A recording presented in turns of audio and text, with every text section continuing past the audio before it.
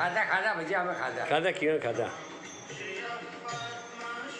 પણ ખુરશીમાં અડધો જન્મ પછી કલાક બેહાડી રાખવા ખુરશીમાં ઉવાળવા નહીં તો એ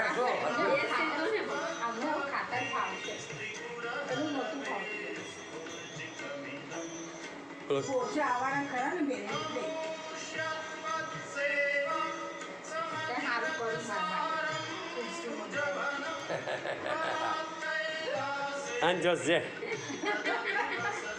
જસત છે ને બધા આવે